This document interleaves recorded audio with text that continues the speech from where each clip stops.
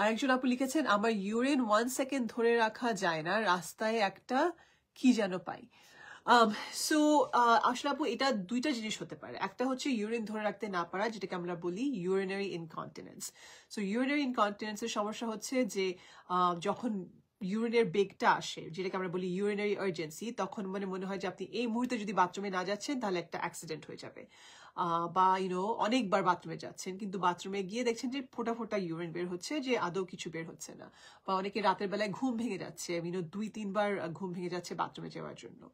এই জিনিসকে আমরা বলি ওভার অ্যাক্টিভ ব্লাডার। এবং ওভার অ্যাক্টিভ ব্লাডার নিয়ে আমি একটা গাইড বুক বানিয়েছি। ওভার অ্যাক্টিভ ব্লাডার নিয়ে আমার একটা ফ্রি গাইড আছে, যেখানে আমি এই ব্যাপারগুলো নিয়ে ডিটেলসে কথা বলি।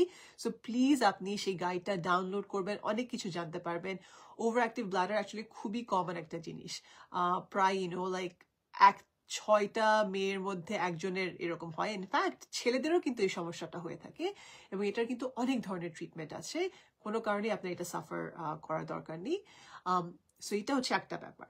ওভার অ্যাক্টিভ ব্লাডার ছাড়াও অনেকে ইউরিন ধরে রাখতে পারেন না, যেটাকে আমরা বলি স্ট্রেস ইউরিনারি ইনকন্টিনেন্স। সেটা হচ্ছে যে হাঁচি হচ্ছে, কাশি হচ্ছে, বা হাঁচছেন, এক্সারসাইজ করছেন, তখন একটু ইউরিন বের হয়ে যাচ্ছে। সেটা হচ্ছে আপনার পেলভিক ফ্লোর উইকনেসের সমস্যা, এবং সেটা নিয়েও অনেক ধরনের ট্রিটমেন্ট আছে, যেটা নিয়ে আমি আমার ভিডিও আছে আমার ইউটিউব চ্যানেলে, সেগুলো আপনি দেখবেন।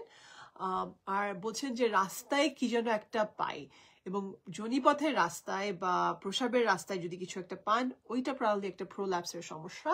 এবং প্রোল্যাপস নিয়ে তো আমি অলরেডি অনেকবার বলেছি।